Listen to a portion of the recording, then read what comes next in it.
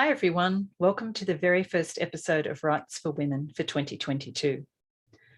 My name is Pamela Cook. I'm a women's fiction author, mentor, writing teacher and podcaster. I'm recording this podcast on unceded Dharawal country and I pay my respects to elders past and present. I'm excited to have so many wonderful guests lined up for the first quarter of the year and beyond on the podcast.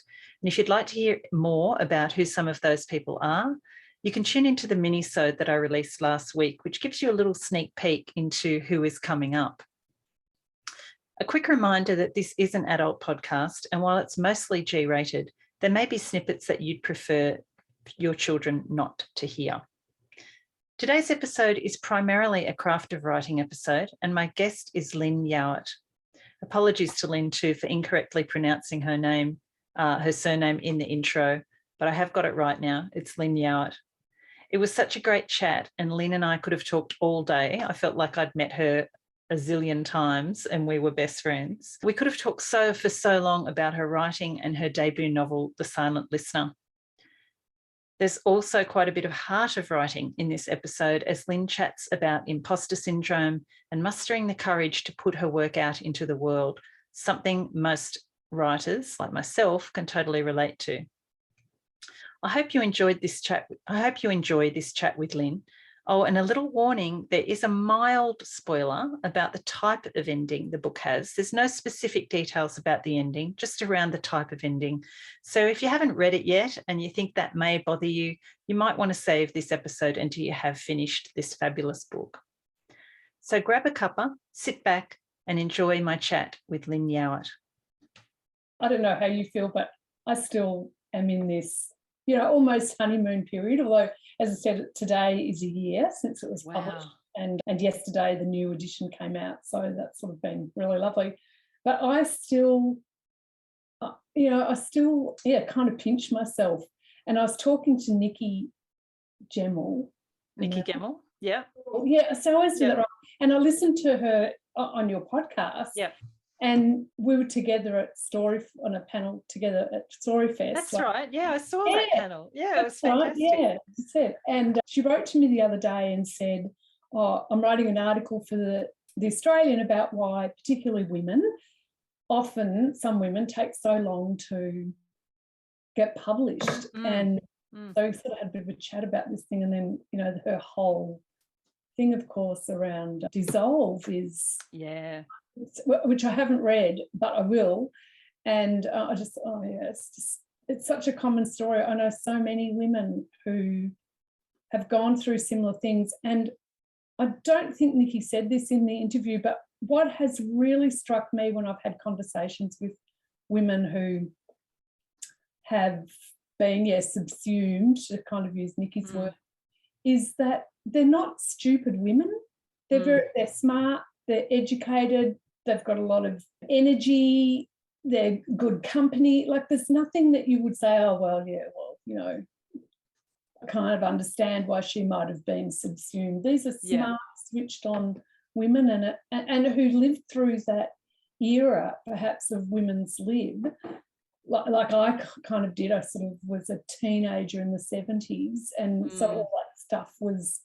Well, not so much around me when I was at high school, but when I got to uni in the late 70s, it was kind of like, oh my God. But even so many of us fell into that, I don't want to say trap, because I don't think that, as Nikki said, it wasn't like her partner deliberately tried to do it. It's like an expectation, isn't it? Yes. An unconscious expectation a lot of the time on both sides, I think. Yeah. So anyway, all that to say, thank you for those kind words. Well, let's start officially. Lyn Yeowart, welcome to Rights for Women. Thank you so much, Pam. I'm so delighted to be here.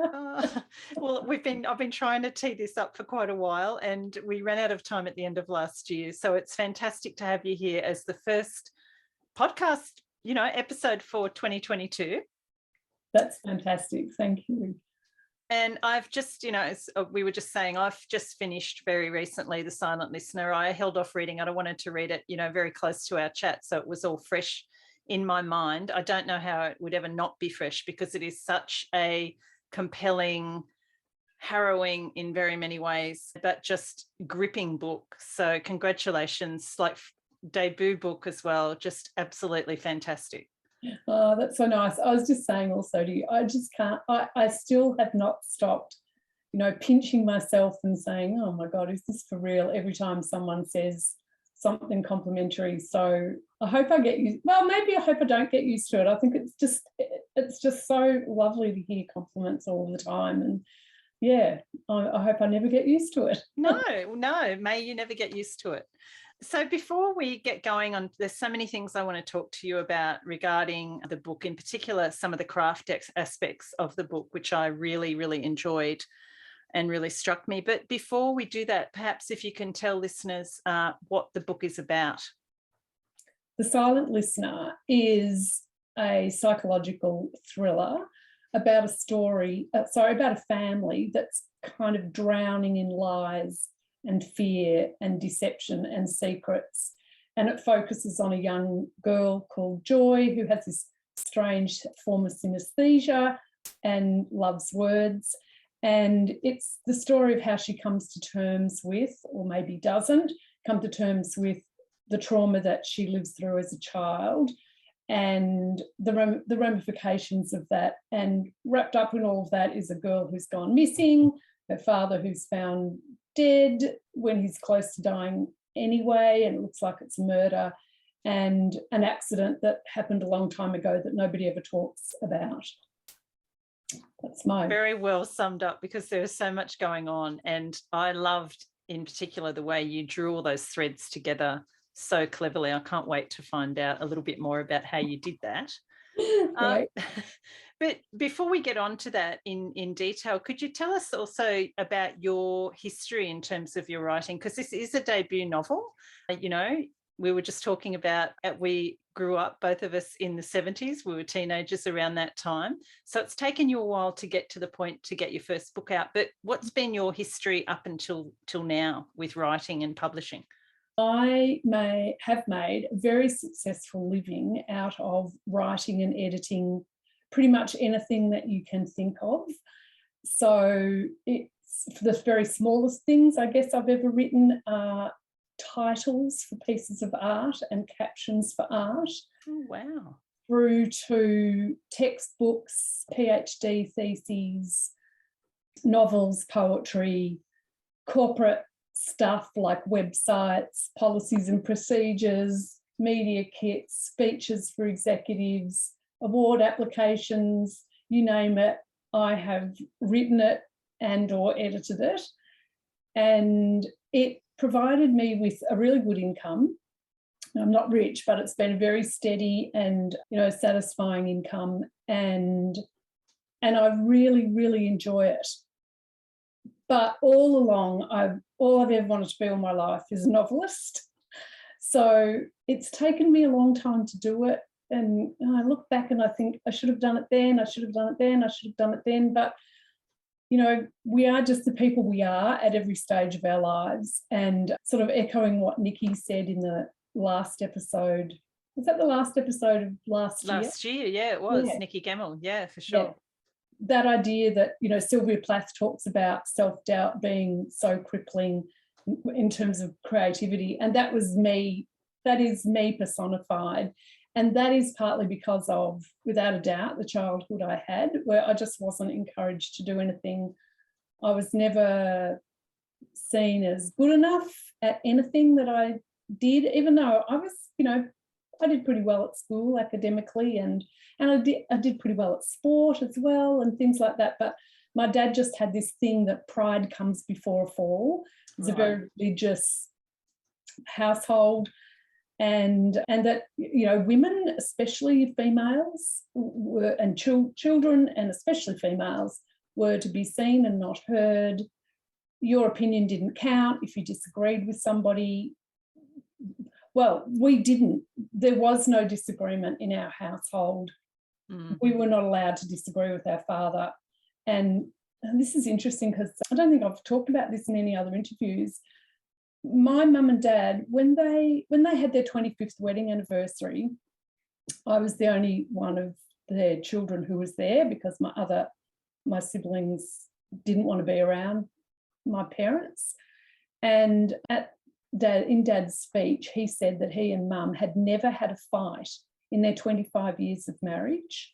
And I stood there thinking, that's because no one is allowed to say anything that you don't agree with. So, you know, so that was sort of, you know, that's how I explain to myself and therefore, I guess, others why it's taken me so long to write a debut novel, even though I've spent all these years writing, and I'd like to think sort of honing the craft a little bit.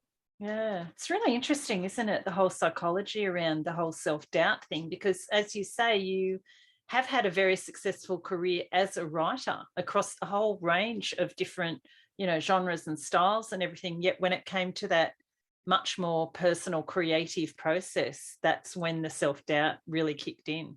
Absolutely. And it's interesting, isn't it, because I know that I can craft a sentence and it's going to be grammatically correct as well, and hopefully not have too many typos, which I think is a whole different ball game. But yeah, the thought of penning something and putting it out there. So I was always on and off kind of dabbling in creative writing. So I always put things on the computer or, you know, in the proverbial bottom drawer. I never thought any of it was any good. So I never did anything with it. Even once I wrote a children's book, and everyone in my kids' school read it and loved it, and the kids illustrated it. And it was, I think looking back, I think it was pretty good. Anyway, in a burst of very rare self-confidence, I actually rang an agent. That was in the days when you used to be able to look them up in the white pages. I rang this agent and I explained to her what I had done, and that the book had, you know, every kid in the school had read it and really loved it. And she said, yeah, send it to us. We'd love to read it. And, you know, I never, ever did. Oh, really? So you could get that far but not take the next step? No, I just drowned in self-doubt and I just never did it. Yeah, it's incredible, isn't it? And, you know, at that point, I was actually running a business in that sort of corporate communications. I think we had at that point about 12 people working for us, and you know, it wasn't like I was some totally shy, withdrawn little hermit, but I still just couldn't take that last step and actually put it in an envelope, which is what I would have had to have done in those days, and send it to her. Well, it's never too late, Lyn, as you know. You could always dig out that children's book. Yes. Might. Anyone who's really interested, particularly, I guess, my own publisher's Penguin, it's called Alexander the Pirate.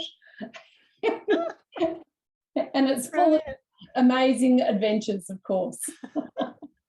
So with all that going on, Lyn, when did you get to the point where you, like you said, you dabbled in novel writing? Did you have bits of The Silent Listener that you'd written over the years, or was it more a decision, right, I'm going to write this book, and then you started? And when was that? Yeah, no, I was writing little short pieces, not even short stories, although now we might call them flash fiction or, you know, mini fiction, just sort of little scenes. And a lot of it was around processing, you know, the legacy of having lived with my dad and having had that childhood. And I had a contract at that time as a technical writer. I've done a lot of technical writing too. And the person who happened to be sitting next to me in this particular contract also as a technical writer is a poet.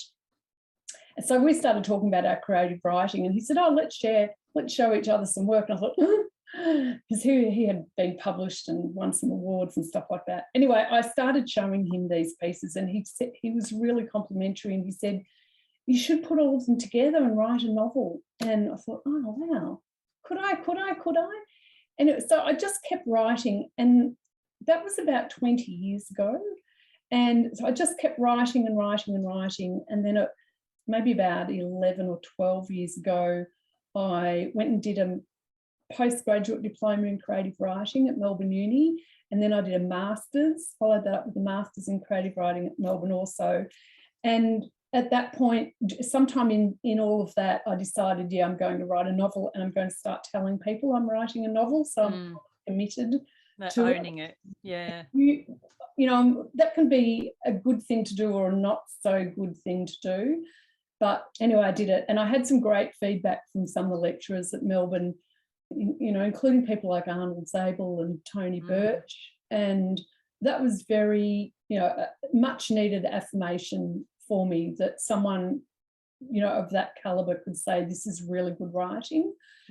So I just kept going and going and going, and then trying to kind of form it, put all of those scenes and vignettes into you know, the form of a novel, which is very different.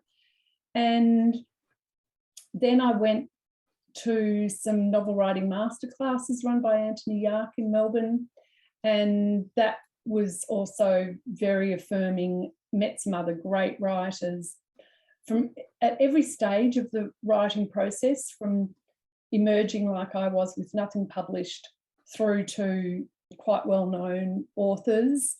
So that was nice to be sort of in that milieu and feeling that, oh, if they could do it, maybe I can do it too, and just sort of picking up on a little bit more about what it took, which is, you know, a lot of perseverance and a lot of resilience and a lot of determination, and giving up other things that you might want to do instead, or just sort of having that focus and saying, this is what I'm doing, this is what I'm doing. And that particular fairly large cohort of writers in the masterclass, they were all, again, all very complimentary of what I had been writing. And I got to a point where I thought, I can't actually back out now, because I'd be letting all of those people so sort of they'll come chasing me. Yeah. I didn't think they'd let me give up. So I just kept going and going and going and going, as they say. And then at one point I got in touch with Jacinta de Marze, who subsequently became my agent and is my agent. And that, you know, that was a really nice process as well. I think at every point along the way you kind of think, maybe I can just take the next step. I'll just do the next step. I'll just do the next thing, and just projecting yourself into a future where maybe you actually have that novel and you're holding it in your hand. That's sort of something that I tried to keep in mind, and doing things like formatting it on the page the way that it would look if it was printed, and just sort of things like that help you keep making it a reality. Yeah, that's true, isn't it? Taking all those steps towards actually being a novelist. Yes. Yeah. So had you always, I mean, not always, but once you were well into the writing of this book, did you like intentionally think, I'm writing a crime thriller? Like, was that your intention all along? Or? No, it wasn't. And I always just thought I was going to write some amazing, you know, great Australian novel that was very literary and, I don't know, highbrow or something. I don't know. This is definitely also part of the legacy of having grown up with my father, that you had to, if you were going to do something, you had to be the best.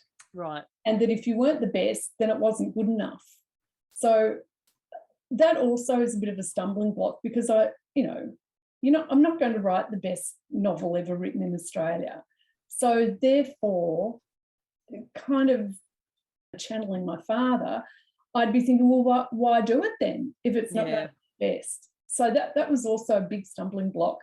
So I did start off trying to write, the great Australian novel. And then in this masterclass that I was in, I'd become friends with J.P. Bamare, who wrote The Easy and so on. And we're still friends, I think. There we are. And I looked at what he had done. So when we met, he was in the final throes of kind of writing Call Me Evie, and I'd read some of those chapters and before the book came out. And one day I just sort of thought, I like what he's done. And I helped him with an article that he was writing for a journal or something. And there was a line in that really stood out for me. He wrote that his passion was literary fiction, but his day job was to write commercial fiction. Right. And I thought, gee, that's really smart. He knows what he's doing. it's not as if he's giving up his love of great literature. Anyway, so I kind of had this idea that maybe I could do that. And then one day while I was writing, literally Alex Shepherd, the popped in, because I had this dead body that was obviously, there were suspicious circumstances about the death. And I thought, well, I have to have a cop. Anyway, so Alex arrived on the scene. Later became known as just Shep from his last name. And I thought, yeah, I'm going to go with this. I'm going to see where it takes me. It's not what I planned to do, but I'm going to see where it takes me. And I just sort of had Josh's success. And of course, you can't help but think about people like Jane Harper and so many other great Australian crime writers. And I thought, I don't want to do a procedural as such, but I'm prepared to, have a few suspicious deaths and disappearances and so on, and kind of have that, hopefully, compelling page-turning element. Yeah. And I guess once you go down that path too, like you say, with the detective and then the dead bodies and the investigation, you're sort of pushing more into that genre, aren't you? Because there's so many different ways it could go, really. Oh, absolutely. And I think I have this sort of picture in my mind that every time we write a word or a scene or a conversation between characters, that at every point we have thousands of possibilities of where that scene or that story or those characters could go. And every time we choose one, while we're pruning off all of those other thousands, we're also creating another whole set of thousands. Yeah, that's true. I kind of think we've got this endless thing of kind of forked roads and lots of directions every time. So I also think that means that when we're writing and you make a decision, I'm going to go down this path, that when you start going down that path, if it's not working, you can come back and go down one of the other thousands of others. And I think that's, again, both liberating. There's a good and a bad side of that. It's really liberating to think that you have endless possibilities, but then it can be daunting to have endless possibilities because you don't know maybe which one is going to work best for this book, these characters, this scene, whatever it might be. That's so true. Those two ways of looking at it just brings to mind when I was interviewing Holly Ringland earlier, I keep saying this year, but it was last year. And she was talking about this whole idea of fear around writing, and she said that, because she feels it, as we all do, very intensely, and she'd started playing around with the idea that, well, what if it's not fear? What if it's just actual curiosity? And if you turn it around and look at the flip side and think, okay, what can I be curious about rather than what can I be afraid about? And it's that idea, isn't it, of which way you choose to go with all those possibilities. I love that. That's fantastic. Curiosity instead of fear. I think a lot of writers need to overcome a whole range of sets of fears, and thinking about it in that positive, just putting that twist to give the positive spin is terrific. Yeah. Curiosity rather than fear. That's fantastic. And I love the way that you described it too, as all those little, bits of a web almost reaching out in different directions. It's great. That's fantastic. I love that. Well, you can listen to that interview if you like, Lyn. It's I will. in 2021 in the backlist. Let's talk a little bit about Joy as your main character in The Silent Listener. You have alluded already a couple of times in this interview, and I know in previous interviews I've read and listened to you've talked about the book having an autobiographical element. How much of you and your experience would you say is in Joy, and what happens to her in the book? Do I have to put a percentage on it? That's a tough one, Pam. Yeah. I'm going to sit on the fence and say about 50%. Right, yeah. Yeah. Still quite high, isn't it, for a very high. Yeah, fictional character? Very high. Yeah. So I think that, well, certainly elements of Joy, like her love of words and dictionaries and things like that, that is absolutely me. I'm a word nerd. And the family that I depict in the novel is pretty much the family that I lived with. There are some structural changes. So I never had a sister. I had two brothers. I have two brothers. And And we did, there was a lot, the physical description of the farm is pretty much 100% accurate, with the dam, with the water lilies and the eels and the snake, Wow. rubbish tank, and the wall hanging.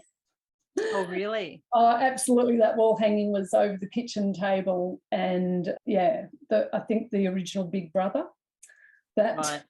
you know, just that idea that someone is watching and listening to everything you do is really very daunting for children. That doesn't matter whether you're in your room by yourself or you're over at the dam where there's nobody else, or whatever and wherever you are, someone is watching and listening and making judgments about you. So that, yeah, so all of that is true. And I did sort of have that kind of slightly, I'm going to say, kind of warped view of how everything in the Bible sat in the real world, that concept of heaven and hell and the devil. And the devil was far more stronger image in my head in terms of what he was like visually and what he did, than stronger than God ever was. Right. So, you know, it's so all those because that's what you were told. Yeah, absolutely. By and your I think father. Also the way that, from memory, and I might be wrong, but the way that, for example, the Bible depicts hell is far more graphic and I was going to say accurate, detailed, far more detailed than the way that heaven is depicted. Like, nobody ever actually describes what heaven is like, but we do have these images of, you know, fire and brimstone and eternal damnation and horror and heat and all of that sort of thing. So I had those very strong visual images in my head of hell, but not of heaven or God. Yeah. So yeah, I think 50%, but hopefully I'm not quite as damaged as Joy became. Yeah. And I didn't seek any revenge. Yeah. And you have to read the book, everyone, to find out about that. Yeah, but spoiler there. So when you're writing, you know, obviously our characters do tend to develop as we write, and they take on their own, you know, even if we've got autobiographical elements in there, they take on this whole persona and become this person within their own right. As you were writing the story, how did Joy develop for you? And like, were there surprises along the way that, oh, wow, this is who she is? How did that happen for you? I think Joy actually remained pretty constant. And yeah, because she's highly autobiographical. Yeah. I think Joy did stay pretty constant. Both, I had always been writing scenes with the young Joy and then the adult Joy. I always had Joy coming back as an adult and to wreak revenge in some way, shape or form. That changed considerably during the writing, but that idea was always there. So Joy didn't change very much, but some of the other characters did, I guess. And I suppose I'm thinking perhaps about Shepherd, who what never ever existed, and in the or not for a long time, and for a long time neither did Wendy Boscombe, the girl who goes missing. So she also popped into existence when Joy was cleaning out the shed after her father died, and she's sort of thinking about selling everything.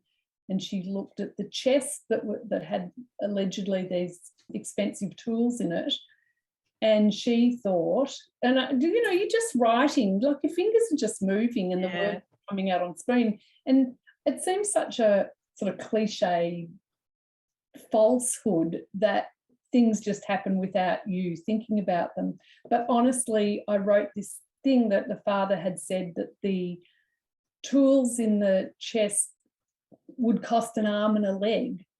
And then Joy thought about an arm and a leg and thought, oh, that chest is big enough to hold more than just an arm and a leg. It could hold a whole body. And maybe that's where Wendy Boscombe is. And then I'm thinking, who the hell is Wendy Boscombe?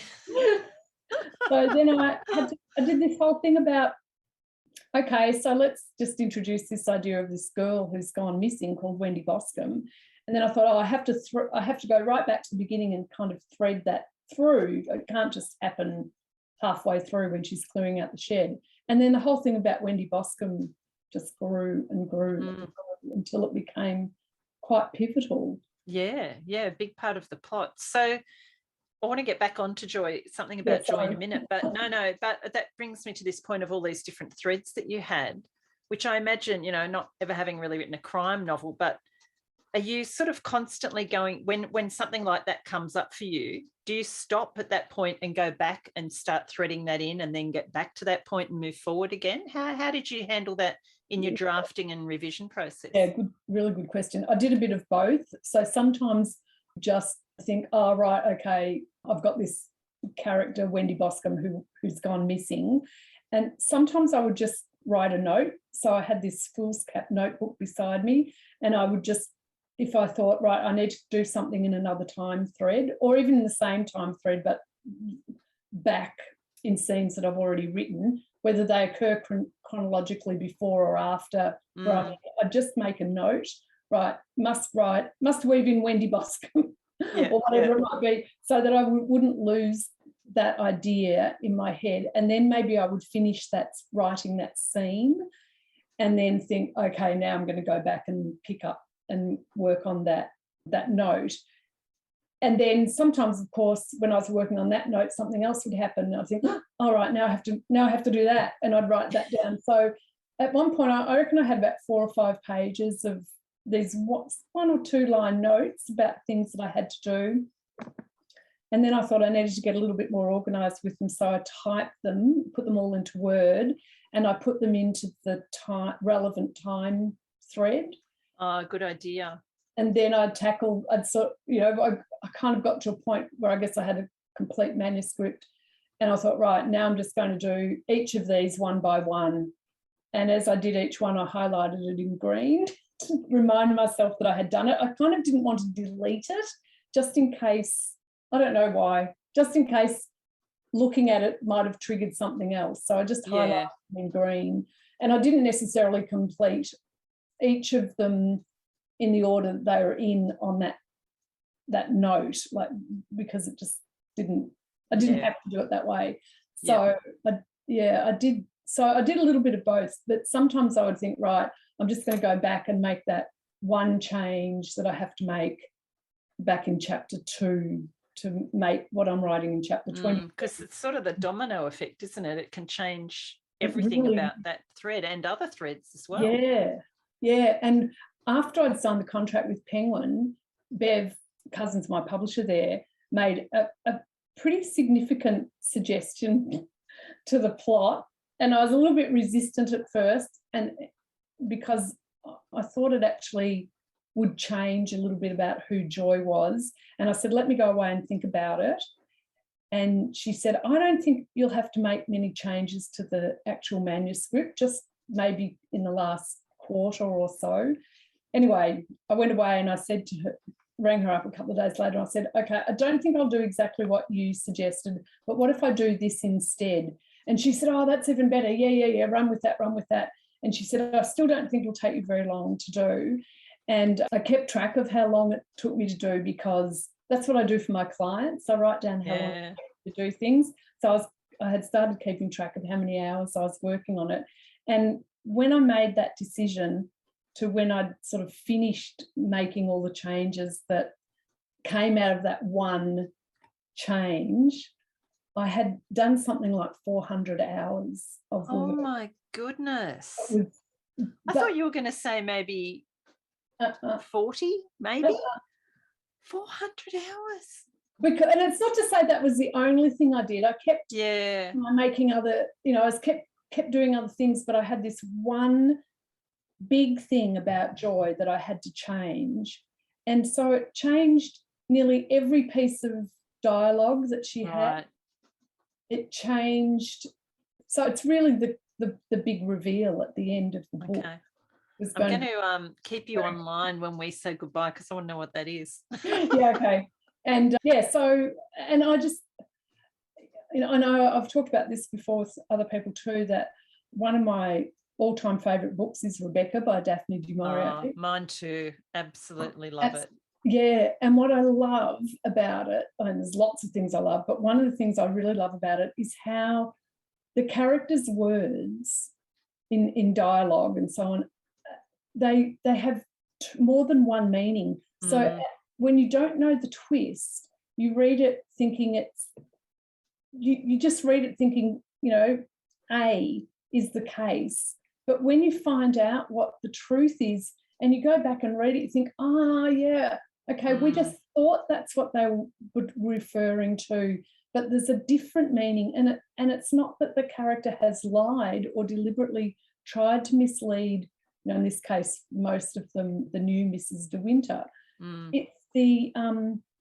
It's the way that Daphne du Maurier crafted all of those sentences, and I thought that's what I need to do. Every sentence, not every sentence, but a whole lot of things that Joy says, and conversations Joy and Ruth have, and conversations adult Joy and George have, and so on, all have to have, or a lot of them have to have those double layers of meaning. And I became perhaps a bit obsessed with making sure that they all worked, and that, you know, I don't know, they were clever, or I'm going to say very carefully constructed. Yeah.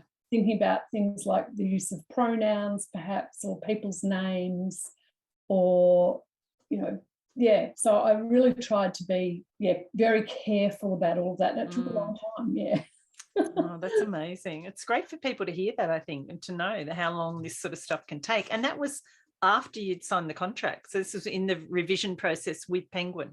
Yes.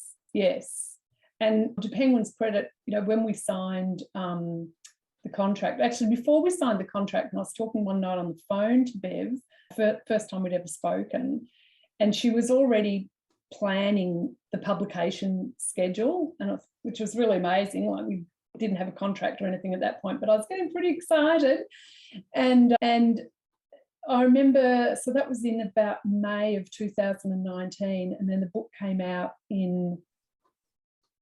it must have been May of 2008. 2019, and the book came out in February 2021. So that was about 18 months between signing and publication. Right. And she said one of the things we want to do is make sure that we've got plenty of time to make it the best book that we can make it. Brilliant. And and that really was both a privilege and a luxury. And then, of course, in 2020, just stop and think about years now, don't we? I know. 2020, that was when the virus hit and pandemic, and everyone was, the whole world went crazy. But while I lost a lot of my day job work, it meant that I had this incredible amount of time to do all of the edits. So, both good and bad again. Yeah. Well, I just wanted to go back to you mentioned that Joy has this really interesting form of synesthesia, which is something that's always fascinated me. I've spoken to a number of authors now that have written characters with various forms of synesthesia, which is about, it's a sensory thing, isn't it? About how they see and interpret the world in different visual, or sensory ways. Yeah, multiple sensory ways. When most of us only get one. We smell something and that's it, but other people smell things and also have a sensation, or we see a word and that's the end of it, but other people see colours or images of the word. It's really amazing. Do you have that? I wish I could say yes, but I don't. But my daughter does. Okay. So she has what's I say is the common garden variety, where every letter and number for her has a unique colour. Yeah, that's the one I've read the most about. But I just wanted to read a little bit so people can hear how this operates for Joy, and just so you could maybe talk about it a bit. And it's a scene where she's talking to Mrs. Felicity, who is the mother of her friend Felicity, and the whole family become the Felicities for Joy. And she says, "When I see the word elephant, I see a thick brown battered book with curled up pages." Mrs. Felicity looked up from the pot she was scrubbing, and Joy could tell she was intrigued, so she continued. "But sometimes it's not a picture. Sometimes it can be a feeling. Like when I read Butterfly, I have that feeling you get when you think that one day you're actually going to die." Mrs. Felicity raised her eyebrows at that one.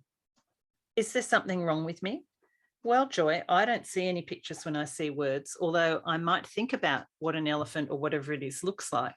And I don't get feelings either, not when I see the word for something beautiful like a butterfly. I think you just have a very special understanding of words. What do you mean? And then she goes, Mrs. Felicity goes on to explain. And then Joy says, Mrs. Felicity asks, are there any other words that you have images for? And Joy says, there are hundreds. One of my favourites is blurb. It's a swing in a playground, at least 50 feet high, because it ends where it starts, but takes you somewhere you've never been before. And then she goes on to talk about nectar is an archway made of silk, and sublime is a soft round lump of Christmas cake icing tucked into your cheek and melting. Just such beautiful descriptions, Lyn. And I just wanted to ask you about, that must have been such a joy, pardon the pun, to write those sections about the way Joy's mind operates. I absolutely loved it. And look, I don't have that synesthesia, but I have to tell you that every single image came to me really easily. I just relished thinking about them, and I don't know, they were just perhaps the best part of writing the book. Yeah. They just were, it was like they were sitting there waiting for me to write. I didn't have, not once did I think, oh, I don't know what this word would be. It was just sitting there waiting for me. And it was absolutely fantastic to write. And I also liked it because it relieved, I thought of this a long time ago, when I was doing my master's, I think, at Monash, and writing the novel as part of my thesis. And I remember thinking that it relieved a lot of the bleakness that was there. At that point, it was fairly bleak. It was pretty dark. Well, it is still dark. It was really dark. I was going to say. It had no relief back then. And then I had this idea of Joy, who loves dictionaries and words, creating her own dictionary and having these images coming into her mind. And I just thought, oh, this is wonderful. I love this. And for a long time, in fact, you know, I've had lots of working titles for it. One of the titles was My Beautiful Dictionary. Right. Yeah, I could see that. Yeah. Yeah. But that actually leads into my next question, which was about the whole tone of the book. As you say, I mean, it's dealing with, you know, childhood abuse, massive trauma. The setting is largely quite bleak. You know, it is crime, it's thriller, it's got all that darkness in there. But you do have these moments of light, for, you know, moments where we see Joy actually being happy, usually away, or always away from her family, and often with the Felicities. But that my question was going to be, which I think you've partly answered, is did you deliberately look for ways to balance that darkness, you know, with other sort of bits of hope and light, I guess? Yeah, I really did, because I did know that it was very bleak. And, you know, we look at books like, you know, A Little Life. I can't pronounce the author's name properly, and I feel very remiss that I can't. But, yeah, look, I just don't think we can put out books that are totally bleak. And I still have some interesting issues and conversations with people about the ending of the book. And I did have to decide, I don't know if this is a spoiler or not, but I did have to decide whether I was going to give it a happy or a sad ending, or maybe an optimistic ending or a poignant ending. Or, you know, again, we have lots of possibilities that we can choose. And I was having a conversation with my daughter about it, who'd read a fairly complete, or close to as it is, sort of manuscript. I think after I'd signed the contract, I can't remember now. And she's an adult, so it's not like I was asking a 10-year-old what she thought. Yeah. And we talked about the ending, and we talked about possible happy endings and various kinds. And we both, I remember we were in a cafe and we looked across the table at each other and we said, it has to be like this, doesn't it? Right. Yeah. Or I said that and she said, yeah, I think it does. And that's the part I went down. You know, maybe well, I'll just say in my next novel, that's not going to be the case. The next novel is going to be end on an up note. Right, okay. I may have given too much away. That's all right. I'll put a little spoiler alert at the beginning of the chat. We haven't given a lot away, but, you know, a bit about the vibe, I suppose. Yeah. Yeah, the other thing I wanted to ask you about regarding that whole darkness, Lyn, is that you know, obviously it is fairly autobiographical. You were writing about a character experienced childhood trauma, that some of which you had been through yourself. Yes. How did you cope with that during the writing process? Look, interestingly, it wasn't too difficult. Because again, it was all sitting there. I didn't have to make up that material. The thing that I did have to do was actually wind it back a bit sometimes, because in some of the writing workshops I was in, I would present something that I had written which was based on fact, and people said to me, this would never happen. You've got to take that out. It would never happen. And I thought, well, that's sort of really bizarre. But I did take stuff out. I will say also, though, that there are some of the worst elements perhaps in the book, or some scenes, certain parts of it were not, in my real life, were not as bad as played in the novel. So there's both a winding back and an upping of the ante, which is sort of a bit weird in itself too, but yeah, both existed. But I think it was relatively easy because, as I said, it was all sitting there waiting for me. The material was there, the scenes were there, the events and the acts on the part of my father were there. And in a sense, I think I felt, you know, it's a bit of a cliche, but to say that it was a cathartic exercise is really true. And so I felt like it, you know, I guess there was some sort of expunging, purging of those things that had sat inside me, because I had never ever told anybody about them. And that's really interesting too. I had lived with shame about that. I had never wanted to tell anybody what it was like growing up in that house. And I used to look at other people who had, you know, lovely homes and families, who were obviously loved and given confidence and so on. And I couldn't understand it. And also B, I just couldn't then say to those people, my life was like this. I really felt ashamed of it. And I think that says a lot also about, you know, in courts and in media and so on, people look at people who've been sexually abused or been victims of other horrendous events and say, well, why didn't you say anything? Why didn't you speak up? Why has it taken you 20 years? If it's true, why didn't you say anything? And I think that there's that thing of people might not believe me, and that is true in The Silent Listener and true in my life as well. But also you're drowning in shame. How do you find the words to express what is happening to you when you're a child and you know you won't be believed, or no one will pay any attention to you, or the power dynamics are not in your favour? You know, and of course we have to think about people like Grace Tame and Brittany Higgins, all of those people, and victims of sexual abuse at the hands of, you know, people in churches and other institutions and so on. And I know that this is true because I've had people, friends and strangers, come up to me at writers' festivals and when we're having coffee, like with friends, and they've told me that they had similar childhoods. And one woman said to me, I was reading your book and I just kept thinking, how does she know that this happened to me? Does she know this happened to me? I just got goosebumps when you said that. I know, and all of them have said the shame of having that, when, you know, media and storybooks, everything talks about happy families. Yeah. And it's really difficult to say, I didn't have that. My family, this is what my family was like. Yeah.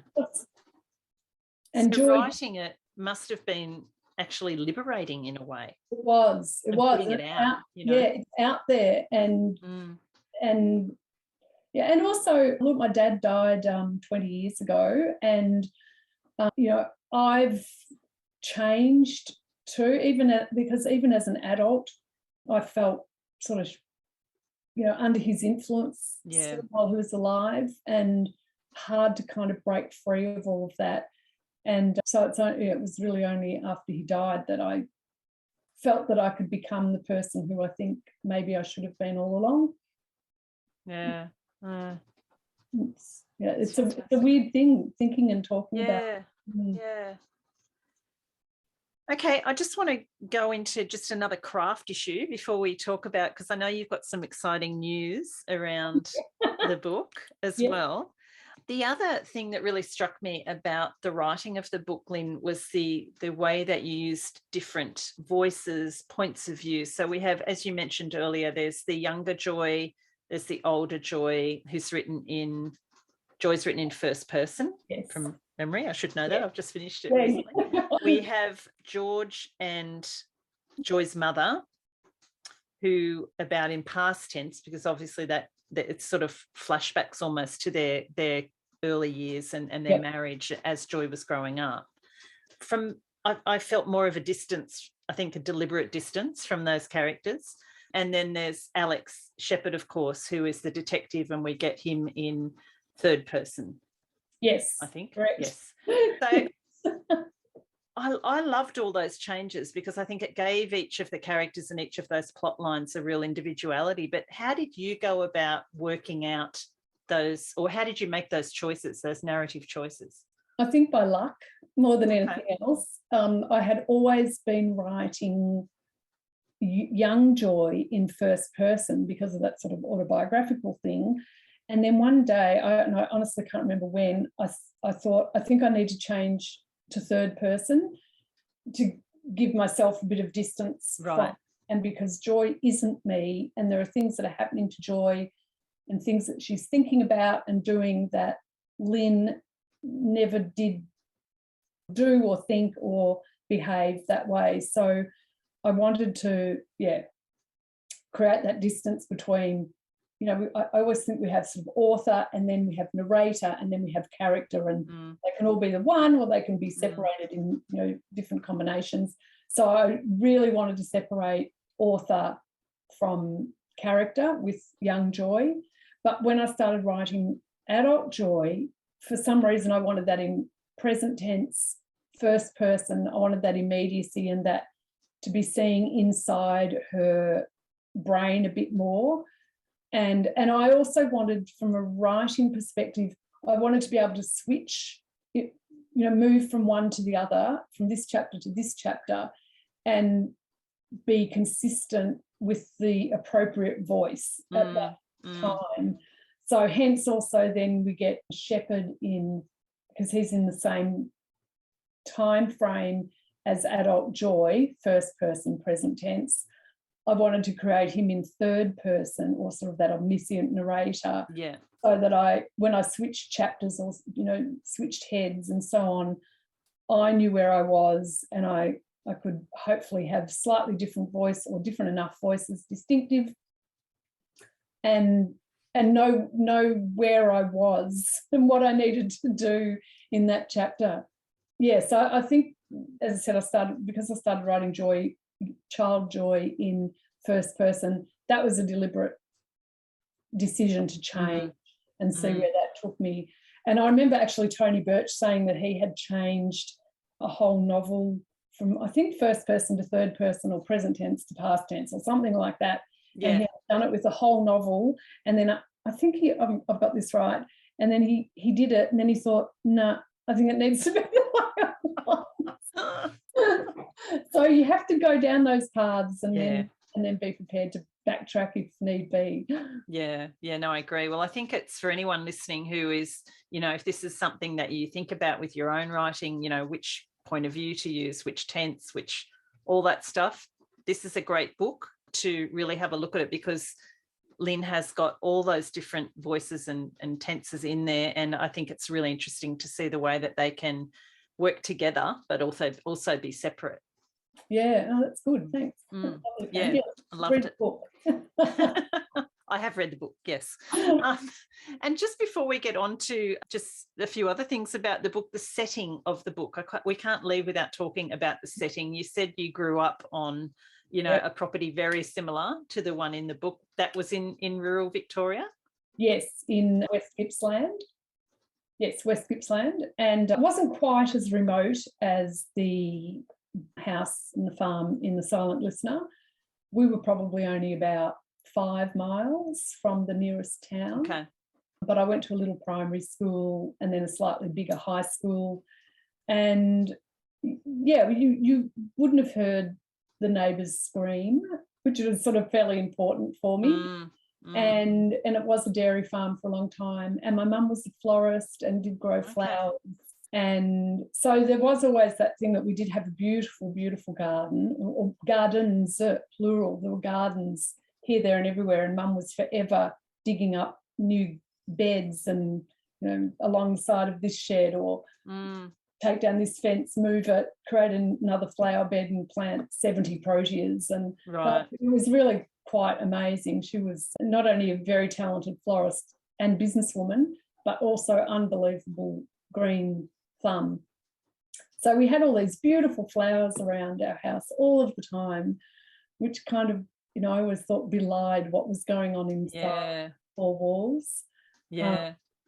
And the mud, there was mud. Oh, there was mud. Oh, it's one of the wettest parts of Australia, certainly Victoria. It was just muddy all of the time. And not so many years ago, when we were going out for Mother's Day one day with my mum and one of my brothers and his wife, we're driving along and my sister-in-law said, "Oh, look at these beautiful green rolling hills." And it was a wet day. Of course it was wet. It was May. It was wet. And the 3 of us, my brother, my mum and I, none of us said anything for, I don't know, like 3 or 4 seconds or something. And then my brother said, I look out there and all I see is mud and chores. And that's sort of how it was. And I find it really interesting that people see so much beauty in that landscape. Intellectually, I understand it. It's green rolling hills and it's beautiful. But for me, it's, the connotations are so ingrained. I just can't go down there and think, gee, this is beautiful countryside. And when I finished uni when I was 21, I was sent in those days to Horsham High School as a teacher. Yeah. And I got to Horsham. I'd never been there or anywhere near there. And it was the exact opposite. It was flat and it was red and it was hot and it was dry. And I absolutely loved it. This is what a beautiful landscape is.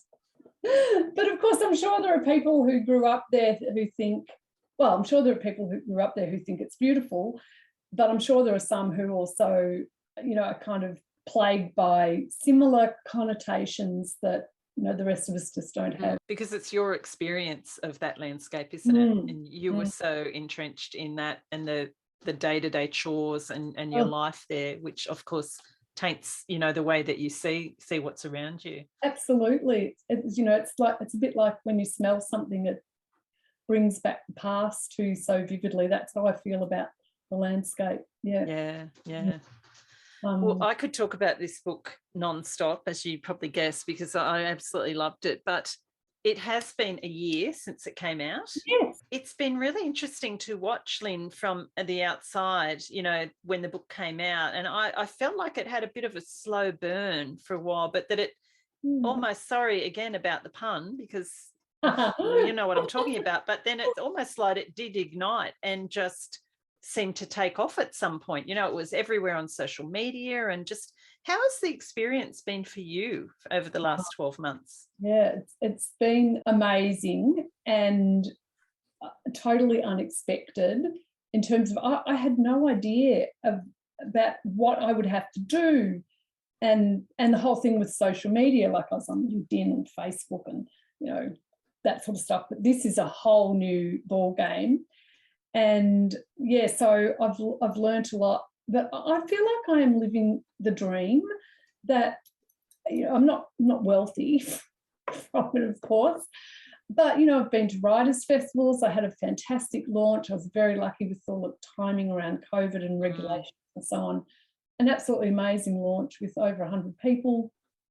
Yes, several writers' festivals I've managed to get to, including, believe it or not, one in Western Australia at Margaret River, and Story Fest, and BAD at Sydney and Clunes. And I've been on many podcasts and a few radio shows and reviews here and there and some library talks, and all of which I have to say also I absolutely love. Like, I just love it. So doing something like this with you today, I've just been, oh yes, you know, I woke up this morning, I thought, yes, I'm on the cam this afternoon. This is fantastic. Oh, that's good, because I was a little worried. I thought she's probably so sick of this after a year of it. No, I'm not. I could do this all day, every day.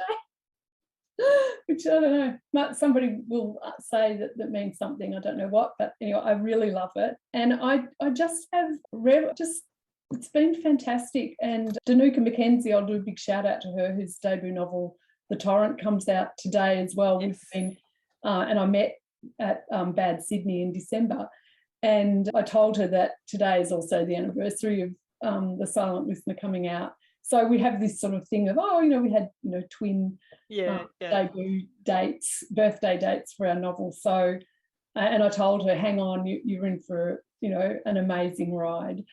And I've been really lucky because lots of people have picked it up and read it and recommended it. And look, I have to also say, Australia's writing community is just amazing.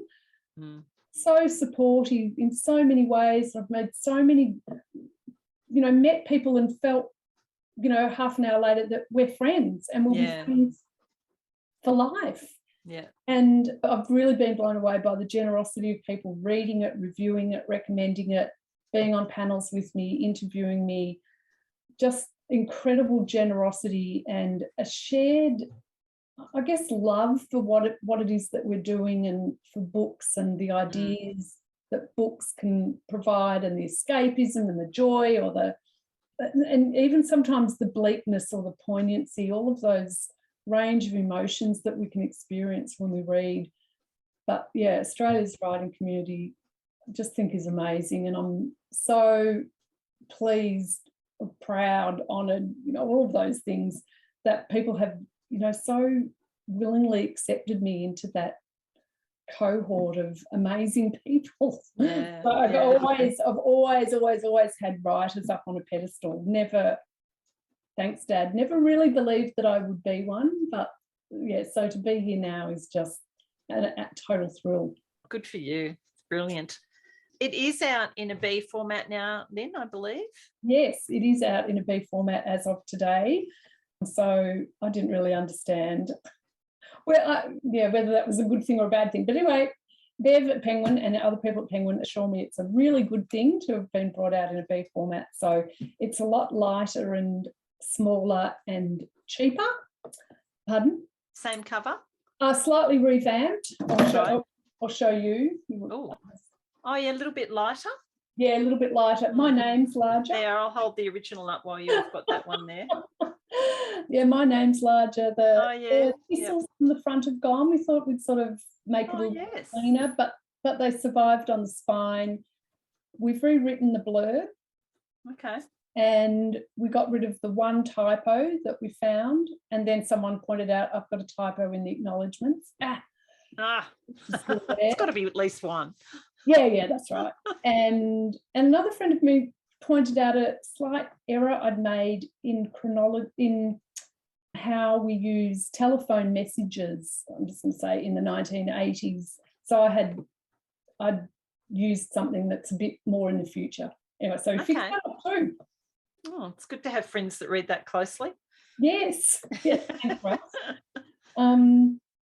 So that's really exciting, and I think I can tell you the other, because it has kind of been announced now too.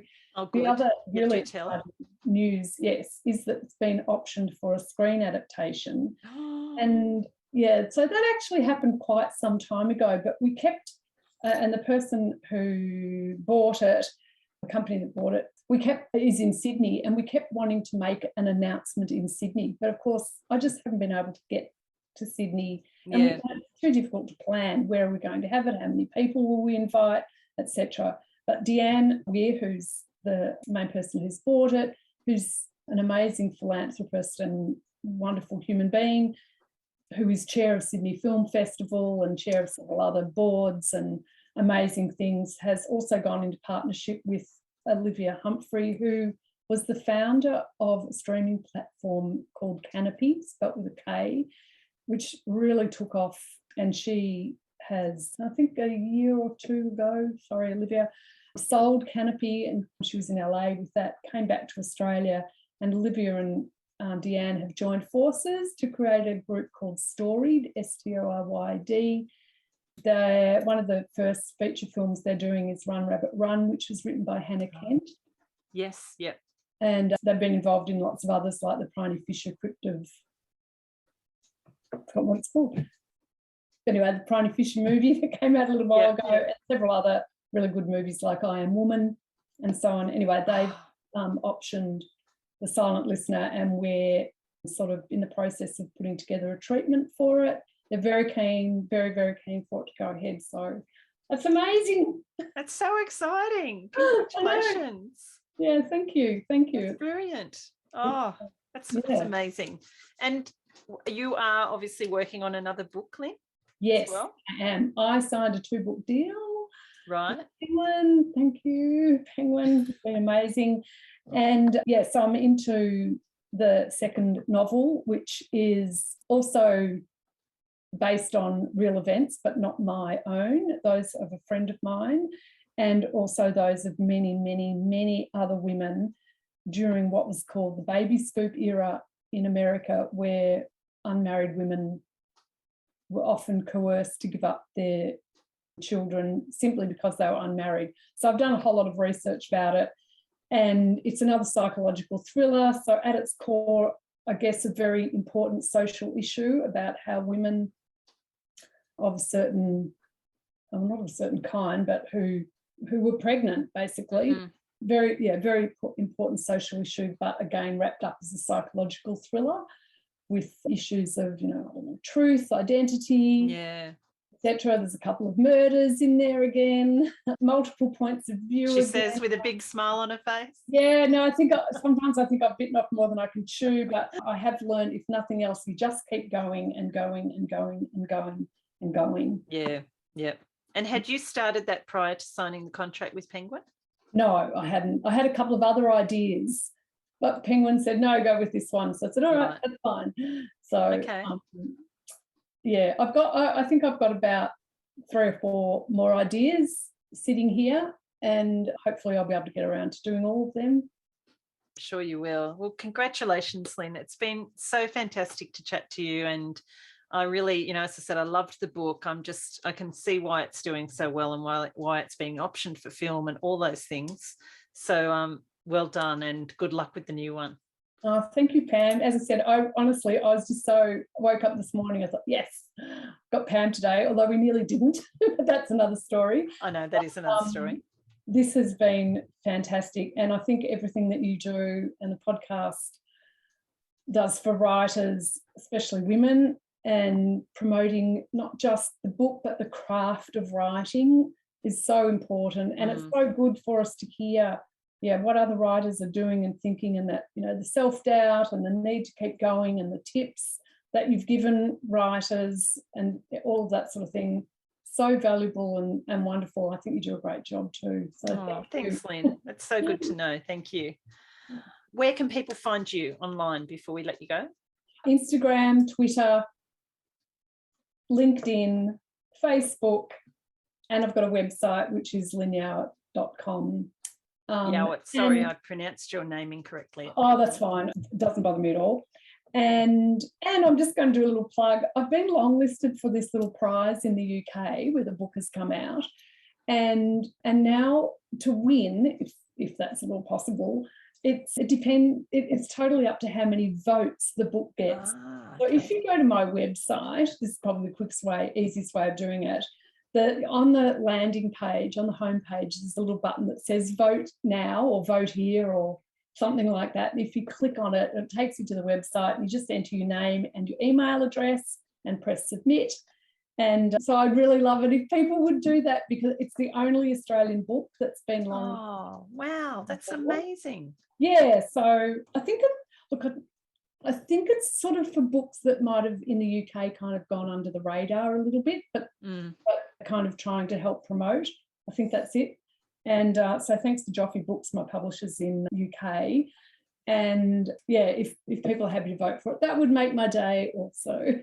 Oh, definitely. Let's all get out there and get Lyn onto that short list at least, and then hopefully all the way. So we can do that, and I'll put that in the show notes as well. Oh, lovely. Thank you, Pam. Yeah. Fantastic. All the best, Lyn. I hope our paths cross in person at some stage soon. Absolutely. Thank you so much, Pam. And again, as I said, for everything that you do, it's absolutely brilliant. Thank you. Thanks, Lyn. How good was that? Congratulations to Lyn too on having that B format out the day that we recorded the episode. So that was fantastic, and so wonderful to hear about the possibilities with the book being optioned, you know, for film. It's just amazing. It's done so well just in the last 12 months. And I really feel like this book, you know, as I mentioned to Lyn, it sort of had a slower burn at the beginning, but then it's just really taken off as word of mouth has really kicked in with this book. I'm still smiling from ear to ear after listening back to this conversation while I was editing it. And I personally got so much, you know, out of the information that Lyn shared about the writing of her book and how she approached using, you know, fact and then turning it into fiction and dealing with some of the trauma and the emotions and things that came up as she did that. And by the way, I did have that chat later on to Lyn after we finished recording about the new edition that was mentioned by her publisher and that Lyn incorporated into the book, the one that only took her a mere 400 hours to pull off. If you want to know more about that, you'll have to contact Lyn privately yourself. That's all for this week. I hope that you found this interview a really great way to kick off 2022. I know I did. You'll find Lyn's contact details in the show notes and on the website, along with the video and the chat of the transcript.